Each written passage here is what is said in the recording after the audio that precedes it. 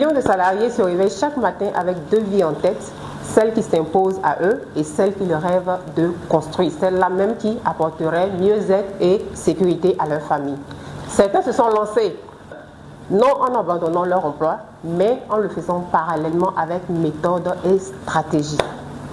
Mesdames et messieurs, bienvenue à vous dans votre émission Génération Leader. Recevez avec moi M. Christian Kogou.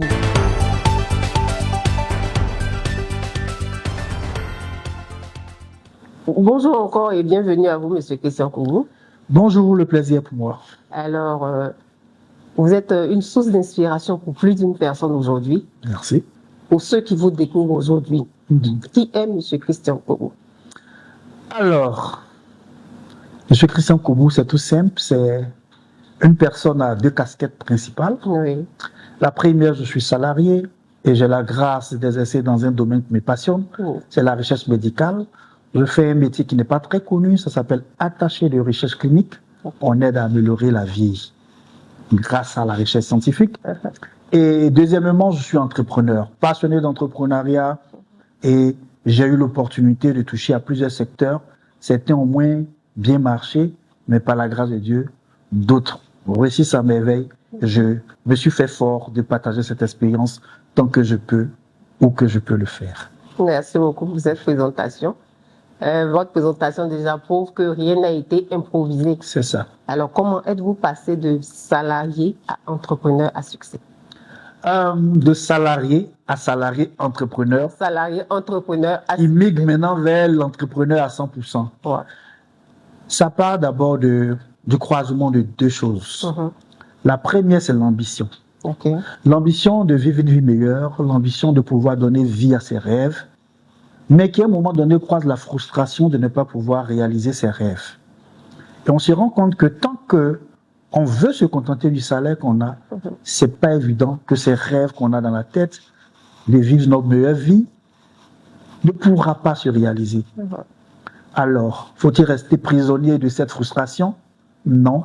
J'ai décidé de chercher une solution et je me suis rendu compte que en étant salarié, en faisant ce qui me passionne, je l'ai dit tantôt, je pouvais aussi donner vie à ma deuxième passion qui est l'entrepreneuriat.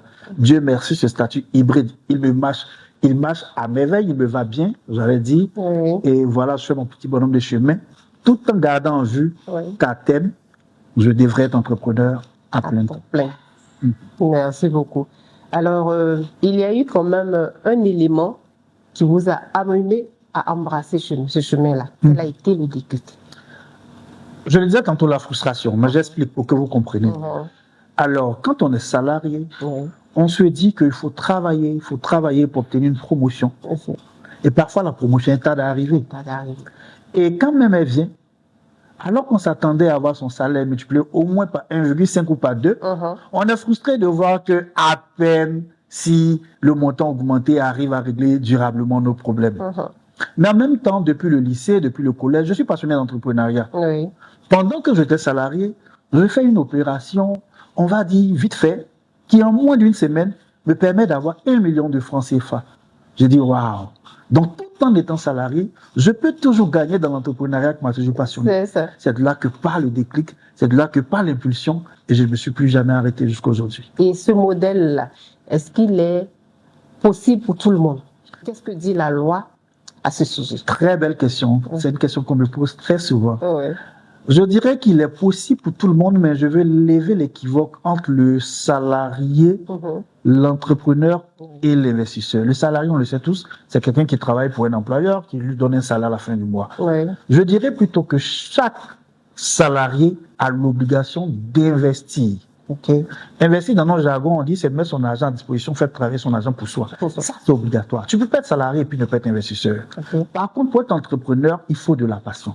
Pour être entrepreneur, il faut vraiment développer d'autres aptitudes que tout le monde n'a pas forcément de façon innée. Ça s'apprend et ça, c'est la bonne nouvelle. Quant à la loi est claire. Il n'est pas interdit à un salarié d'avoir une autre source de revenus. Par contre, le salarié est soumis à 3 contraintes. La première, c'est de respecter son contrat de travail. S'il y a des balises qui sont mises dans ce contrat, il faut les respecter. La deuxième contrainte, c'est de respecter son calendrier de travail, ses horaires de travail, c'est mieux dit. Parce qu'après, il ne faut pas prendre l'heure de l'employeur en train de faire tes propres business. Et puis la troisième contrainte, c'est d'éviter de faire ce qu'on appelle des conflits d'intérêts. Ça, c'est formellement interdit par la loi. D'accord. Et quelles sont les compétences acquises en tant que salarié qui vous ont permis de, si on peut dire, exceller dans votre nouvelle voie? Les compétences acquises, en tant que salarié, on se doit d'être discipliné. Okay. Parce qu'on ne fait pas ce qu'on veut, on n'est pas son propre patron, même si on a des responsabilités. Donc cette discipline acquise dans le monde professionnel, cette volonté d'avoir un travail excellent qui plaît à ses employeurs, forcément ce sont des valeurs sur lesquelles on capitalise quand on est à son propre compte. Donc la discipline, l'excellence dans le travail, et pour terminer, je dirais le sens de l'organisation. Si tu n'es pas organisé, tu es mal barré, tu peux pas être un salarié entrepreneur qui a du succès. D'accord. Et comment avoir l'équilibre entre sa vie professionnelle et sa vie entrepreneuriale qu'on a en parallèle? On ne fera pas la fine bouche, c'est pas évident. Forcément, à un moment donné, il y a un aspect qui sera lésé au profit de l'autre. Mais on fait tout pour pouvoir retrouver l'équilibre rapidement. Quand on sent qu'on est un peu trop tiré sur sa vie professionnelle au détriment de son business, on essaie de récalibrer les choses, on essaie d'équilibrer les choses, on commence à donner plus d'attention à son business et on s'assure que aucune des parties n'est lésée au final. N'est lésée. D'accord. Donc, il faut une certaine organisation, avoir des priorités et savoir faire la part des choses. Absolument. Merci beaucoup. Absolument. Alors, quelle est la principale difficulté quand on commence en tant que salarié entrepreneur? La principale difficulté, c'est la gestion du temps. C'est la gestion du temps. En général, la plupart des salariés, ils sont pris 8 heures par jour. Oui. On quitte ce soir avant 7 heures du matin, on rentre que le soir, 18 heures, 19 heures. Donc, comment capitaliser sur le reste du temps? C'est là qu'il faut avoir le sens du sacrifice. Moi, à mes débuts, j'ai fait un sacrifice qu'il me plaît de partager avec tout le monde. J'ai fait une année, tous les mardis, je dis bien tous les mardis d'une année, je veillais à étudier, à travailler sur mes business. Et quand je suis sorti de cette période de sacrifice où j'ai sacrifié mes nuits pendant une année environ, je vous assure que je n'étais plus la même personne.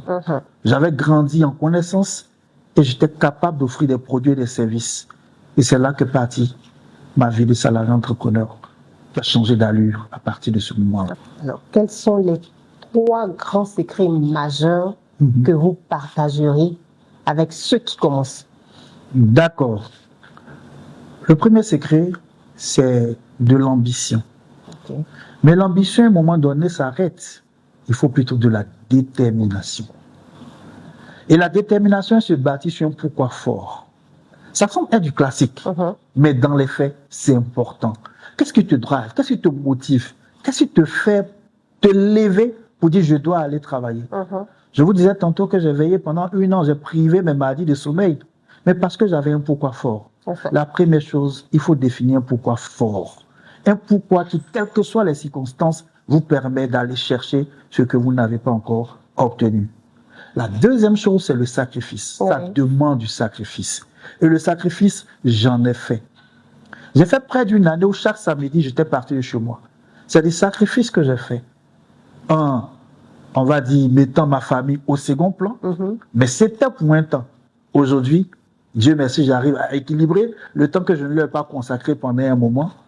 Et la troisième chose, c'est vraiment se faire accompagner. Se faire accompagner. Ah, voici le mot. Important d'avoir un mentor. Absolument. Voilà. Comment choisir une activité compatible avec l'emploi qu'on effectue déjà?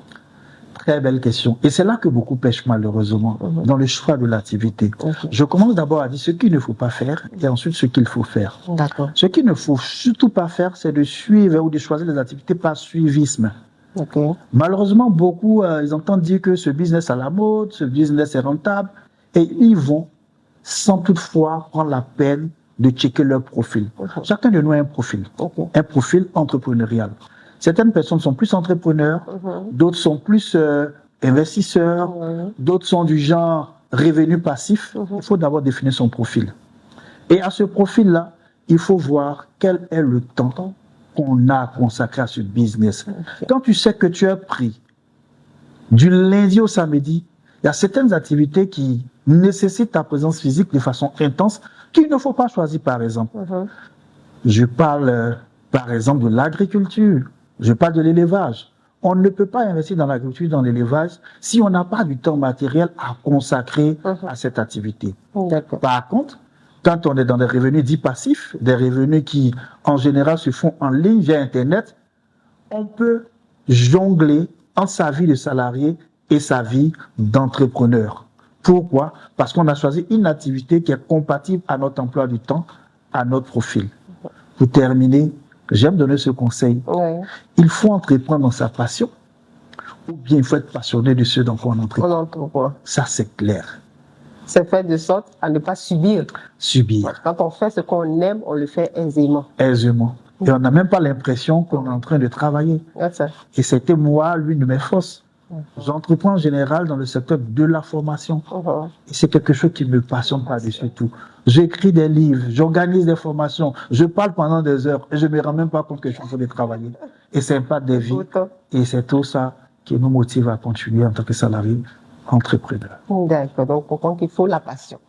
Et avec cette passion, comment avez-vous travaillé pour pouvoir générer vos premiers revenus conséquents? D'accord. Alors, comme je l'ai dit, j'ai commencé dans un domaine qui me passionne. Mais j'ai pu détecter cette force-là en me formant moi-même. C'est la base. Au début, j'entreprenais de façon empirique. Un business me plaît, je fais. J'ai échoué dans le taxi, j'ai échoué dans l'élevage. Je viens de travailler, vous voyez, à Bizel, là. Et facilement, on a accès au crédit bancaire. Mais j'ai échoué. Jusqu'à ce que je comprenne qu'il fallait que je me forme. Quand je me suis formé, il y a un adage qui dit quand l'élève est prêt, le maître apparaît. J'ai commencé à croiser des opportunités. Il y a un ami avec qui j'ai fait l'université qui allait vivre en Chine. Il m'a parlé des opportunités qu'il y avait en Chine. J'ai fait mon premier voyage en Chine et j'ai découvert un autre niveau du business. Vous voyez? Mais pourquoi? Parce que j'ai décidé de me former. J'ai décidé de capitaliser sur ce que je savais faire, ce que j'aimais faire. Et les résultats sont venus. Merci beaucoup. À quel moment avez-vous monté et compris que votre projet était viable? Au début, on tâtonne. On a envie de tout faire. C'est pas clair dans notre tête. Mais chemin faisant, les choses s'affinent. Et puis, je l'ai dit tantôt, je me suis formé. Et j'ai compris que je pouvais pas tout faire. Aujourd'hui, j'essaie de me concentrer sur des secteurs qui me sont profitables, notamment la mode, parce que j'aime la mode. Notamment, c'est très élégant d'ailleurs. Merci, c'est gentil. Et puis également l'immobilier, qui pour moi est une passion. Mais d'abord, je me suis formé dans l'une des écoles de référence qui forment dans l'immobilier en Côte d'Ivoire. Je me suis formé, la formation a coûté plusieurs millions. J'ai investi en ma personne. La base, c'est la formation. La formation. Merci beaucoup, M. Kogu. C'est un échange vraiment très enrichissant. Merci. Et donc, si vous deviez montrer le chemin à celui qui voudrait déjà entreprendre, par quoi devra-t-il commencer pour pouvoir atteindre ses premiers objectifs? D'accord. Tout part de la détermination. Ça suffit. Ce salaire ne peut pas me permettre de vivre la vie de mes rêves. Il faut que j'entreprenne. C'est le déclic. Après, la deuxième chose que je dirais, c'est de pouvoir avoir une activité qui est compatible à notre personne, à notre profil. Mais ça ne se découvre pas sans accompagnement. Donc la deuxième chose, c'est la formation. La troisième chose, c'est passer à l'action. Tellement de personnes sont formées, mais ne peuvent pas passer à l'action. Passer à l'action. N'attendez pas que ce soit parfait. N'attendez pas d'avoir tous les millions pour le faire. Le meilleur moment, c'est maintenant. Donc, détermination, formation, passage massif à l'action. À l'action. Merci beaucoup. Nous sommes quasiment au terme de notre entretien. Voilà, vous voyez que ça passe bien vite. C'est ça. Nous sommes quasiment au terme de notre entretien. Avant vos derniers conseils et votre mot de fin, j'aimerais que vous nous présentiez, parce que je vois que nous avons quelques bouquins. Vous nous présentiez les quelques bouquins que nous avons là qui vont pouvoir nous aider et aider plus d'un à se lancer. C'est ça. Alors, pour joindre l'acte à la parole, je disais qu'il faut entreprendre dans un secteur qui nous passionne. Depuis Le lycée, j'aime écrire. Et aujourd'hui, mes amis de classe sont pas étonnés que je sois auteur de 10 ouvrages. Donc, j'ai donné vie à ma passion.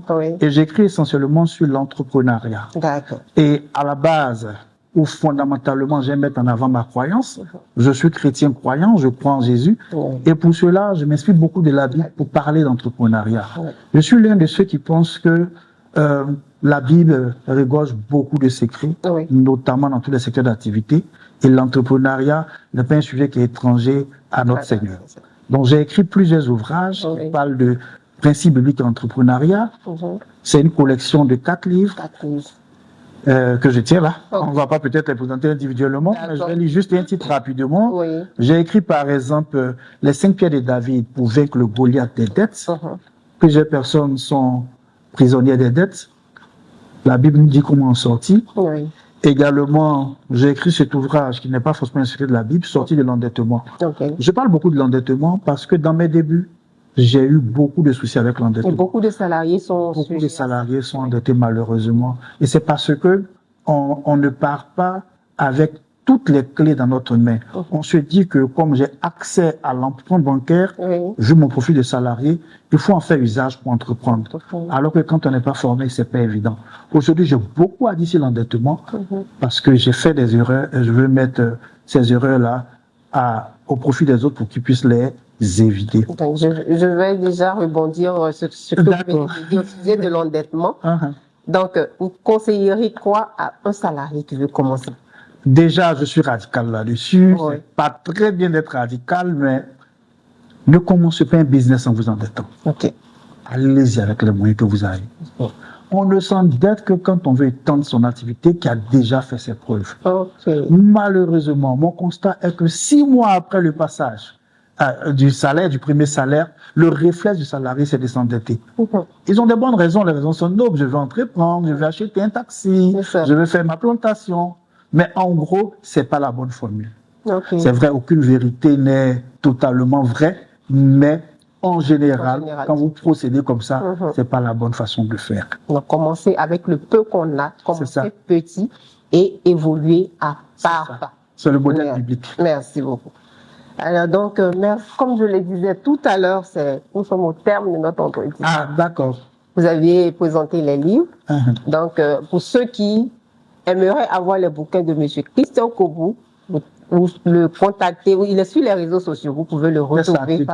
Voilà, vous pouvez le retrouver, échanger avec lui et puis entrer en possession de ces livres-là pour votre propre formation, ce qui va vous aider à vous élever. Alors, M. Christian, votre mot de fin, vos derniers conseils à ceux qui veulent entreprendre, à ceux qui ont commencé.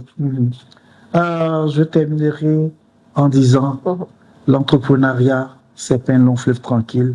C'est pas facile, il faut le dire, parce que là, j'ai dépeint l'entrepreneuriat comme l'Eldorado, et mon dit tout est parfait. Non, il y a le revers, c'est pas facile. Ça demande des sacrifices, ça demande de l'abnégation, ça demande de la détermination. C'est pas facile, j'insiste, mais au final, le fruit qu'on récolte nous fait oublier tous les efforts qu'on a fournis. Si vous rêvez d'une vie où votre situation financière s'améliore, choisissez d'être entrepreneur pendant que vous travaillez. Mais il y a un modèle biblique, j'insiste, il y a un modèle biblique. Ce modèle-là, c'est celui de Jacob. Jacob est employé chez son beau-père Laban, qui est son boss. Jacob est frustré de son salaire. Et à un moment donné, il va réclamer une augmentation de salaire, comme font tous les salariés. Son beau-père va se jouer de lui. Il se retourne vers son créateur qui est Dieu. Et Dieu lui dit, Jacob, qu'est-ce que tu sais faire? Il dit, je sais élever le bétail. Il dit, vas-y, crée ton business parallèlement à ton boss. À un moment donné, il a tellement prospéré qu'il était obligé de démissionner. Voici le chemin royal. Ne restez pas dans les frustrations. Entreprenez pendant que vous êtes salarié et le mois viendra où vous serez à votre propre compte. Que Dieu vous bénisse. Bon courage à tous. Amen. Merci beaucoup, M. Christian. Merci pour cet échange vraiment enrichissant. Et franchement, tout ce qu'on peut vous souhaiter, c'est bon vent dans vos activités. Amen. Merci, c'est moi qui vous remercie. Merci. Nous venons de le constater par le parcours de notre invité que être salarié n'est pas un frein. Ça devait être un tremplin pour celui qui veut construire sa vie de rêve. À vous, chers salariés, commencez petit avec ce que vous pouvez avoir parce que s'endetter pour démarrer est une grosse erreur, comme l'a dit notre invité. Donc, commencez petit avec ce que vous avez, formez-vous, respectez surtout votre emploi et sachez faire la part des choses parce que tout est possible à celui qui veut. Donc, merci à vous d'avoir été avec nous dans ce numéro de Génération Leader. C'était Marie-Hélène Kassi. Rendez-vous jeudi prochain. Et retenez que Génération Leader, c'est une génération qui inspire et c'est une génération qui agit. Alors, agissez.